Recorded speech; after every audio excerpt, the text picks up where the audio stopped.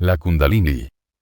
En nuestra obra El doble etérico se da una descripción de Kundalini con referencia especial al cuerpo etérico y a los chakras del mismo. Ahora nos interesa en relación con el cuerpo astral. Las tres fuerzas conocidas como emanadas del Logos son 1. Foat, que se manifiesta como electricidad, calor, luz, movimiento, etc. 2. Prana, que se manifiesta como vitalidad. 3. Kundalini, conocido también como fuego serpentino. Estas tres fuerzas existen en todos los planos de los cuales sabemos algo. Hasta donde nos es dado saberlo, ninguna de ellas es convertible en una de las otras. Cada una se mantiene separada y distinta. En la voz del silencio se denomina a Kundalini poder ígneo y la madre del mundo. El primer nombre se debe a que parece fuego líquido, al circular por el cuerpo. El curso del mismo ha de ser en espiral como serpiente enroscada. Se lo llama madre del mundo, porque, gracias al mismo, se pueden vivificar varios vehículos, de manera que se nos abren sucesivamente los mundos superiores. La posición de Kundalini en el cuerpo humano es el centro situado en la base de la columna vertebral, en donde, tratándose del hombre corriente, permanece dormido y desconocido durante toda la vida.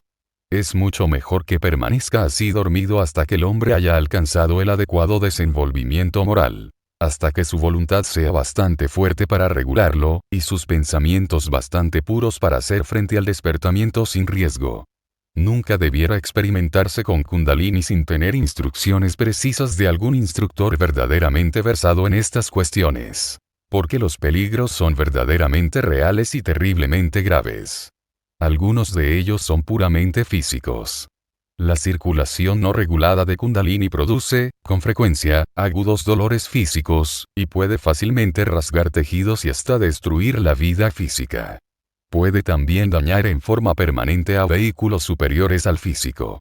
Un efecto muy común del despertamiento prematuro de Kundalini es que se precipita hacia abajo, en vez de hacia arriba, de manera que excita las pasiones más indeseables. No solo las excita sino que, además, las intensifica a tal punto que es casi imposible que el hombre las resista, por cuanto pone en acción una fuerza ante la cual es impotente.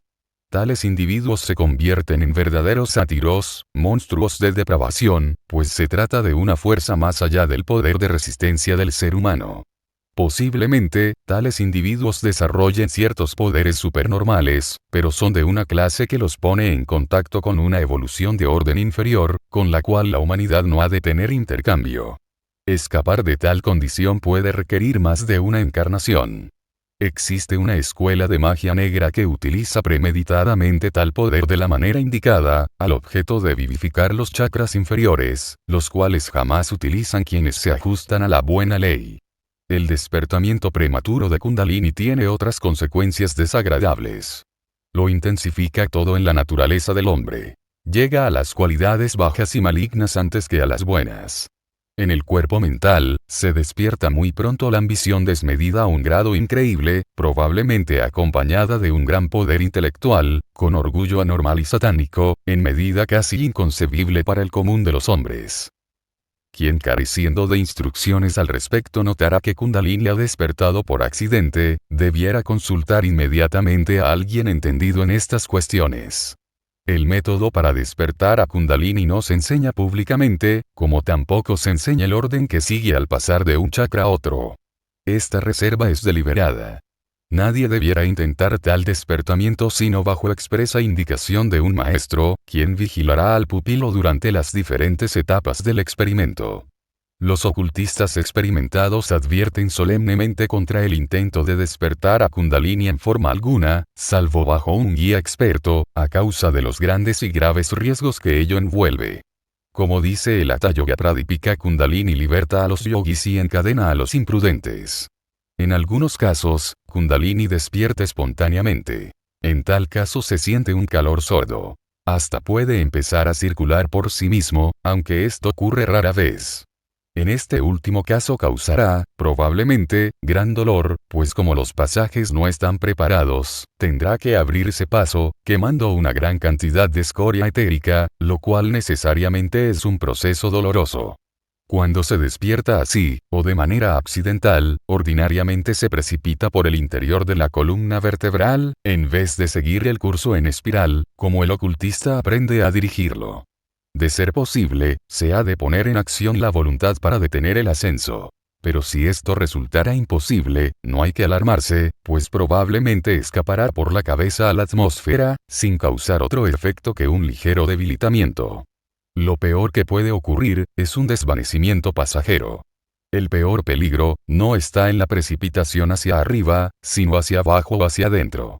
La principal función de Kundalini, en relación con el desenvolvimiento oculto, está en que, al hacerlo circular por los chakras del cuerpo etérico, los vivifica y los convierte en puertas de comunicación entre los cuerpos físico y astral.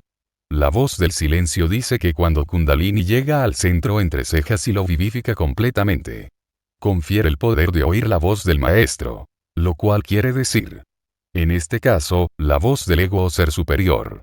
La razón es que una vez el cuerpo pituitario entra en actividad, constituye un eslabón perfecto con el vehículo astral, de manera que, por ese medio, se pueden recibir toda clase de comunicaciones del ser interno. Además, todos los centros superiores han de despertar a su debido tiempo, y cada uno ha de responder a toda clase de influencias astrales procedentes de los subplanos respectivos. La mayoría de las personas no alcanzan tal despertamiento durante la presente encarnación, si es esta la primera en que se han interesado seriamente por estas cosas. Algunos hindúes, quizás, lo consigan debido a que sus cuerpos son, por herencia, más adaptables que muchos otros. Pero para la mayoría de los hombres es un trabajo para una ronda posterior. La conquista de Kundalini se ha de repetir en cada encarnación, puesto que los vehículos son nuevos en cada una. Pero una vez se ha conseguido dominarlo, las repeticiones son cada vez más fáciles. La acción del mismo varía según las diferentes clases de personas. Algunas percibirán al ser superior en vez de oír su voz. Además, este contacto con lo superior tiene varios grados. Para la personalidad significa creciente influencia del ego. Pero para el ego mismo significa el poder de la mónada. Para la mónada, a su vez, significa llegar a ser consciente de la expresión del logos. Parece no haber límite de edad para el despertamiento de Kundalini. Pero es necesaria la salud física, debido a la tensión que ello implica. Uno de los símbolos antiguos de Kundalini es el tirso. Un palo con un cono de pino en la punta. En la India se encuentra el mismo símbolo. Pero, en vez del palo, es una caña de bambú con 7 nudos. En algunas modificaciones de los misterios se empleaba, en vez del tirso, una varilla hueca de hierro, la cual, según se dice, contenía fuego. El palo con 7 nudos representa la columna vertebral, con sus 7 centros. El fuego oculto es, naturalmente, Kundalini. El tirso, no solo era un símbolo, sino también un objeto de explicación práctica. Era un instrumento magnético muy fuerte, que los iniciados utilizaban para libertar al cuerpo astral del físico cuando pasaban, a plena conciencia, a la vida superior. El sacerdote que lo había magnetizado lo aplicaba a la columna vertebral del candidato, y le transmitía así algo de su propio magnetismo, para ayudarle en tal difícil vida, y en los esfuerzos que tendría que hacer. Fin del capítulo. Muchas gracias. Sanación acásica.